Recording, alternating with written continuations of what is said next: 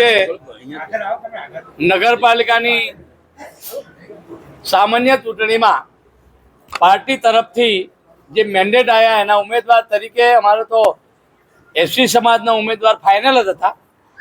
હસમુખભાઈ મકવાણા, ઉપપ્રમુખ તરીકે ગૌરવભાઈ દરજી અને કારોબારીના અધ્યક્ષ બેન શ્રી જોશનાબેન અને શાસક પક્ષના નેતા હરિકૃષ્ણ પટેલ, દંડક તરીકે ધર્મિષ્ઠાબેન પટેલ, આ ચારની વરણી થઈ છે. ત્યારે આ પ્રથમવાર કાલોલમાં 24 વર્ષ પછી ભારતીય જનતા પાર્ટીની પાલિકા બની છે. ત્યારે આ જેમણે પણ મારા પત્રકાર મિત્રોથી મળીને કાર્યકર્તાનો બધાનો આભાર એટલા માટે માનું કે આપણે સુંદર વહીવટ પાલિકાનો આપવાનો છે. ગરીબ જનતાનો જે અવાજ હતો એ અવાજનો આજે એક પડઘો પડ્યો છે કે કાલોલમાં પહેલીવાર હિન્દુ મુસલમાન એક થયા.